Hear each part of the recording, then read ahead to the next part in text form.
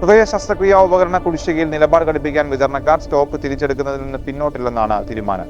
ആവശ്യമായ ഉപകരണങ്ങളോ സംവിധാനങ്ങളോ ഇല്ലാതെയാണ് Kottayam medical college ആശുപത്രി പ്രവർത്തിക്കുന്നത്. കഴിഞ്ഞ 10 മാസമായി പണം കുടിശ്ശികയായതാണ് മരുന്ന് വിതരണക്കാരുടെ കമ്പനികൾ ഇപ്പോൾ ഈ വിതരണം നിർത്താനുള്ള ഒരു സാഹചര്യത്തിലേക്ക് വരുന്നത്.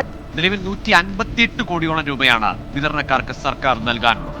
21 ഗവൺമെൻറ് കാത്ത് ലാബിൽ പെൻഡിങ് ഉണ്ടായിരുന്നു. നമ്മളത് അറിയിച്ചിരുന്നു. അപ്പം ഓഗസ്റ്റ് മാസം നമുക്ക് പേയ്മെൻറ്റ് ക്ലിയർ ചെയ്യുന്നതായിരുന്നു നമുക്കൊരു ഉറപ്പ്.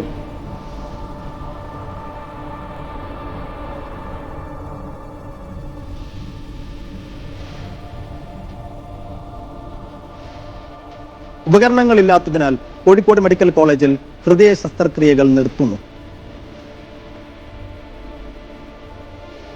പക്ഷാഘാതത്തിന് ചികിത്സ തേടിയ യുവതിയുടെ ശസ്ത്രക്രിയ നടത്താൻ അവിടെ ഉപകരണമില്ല.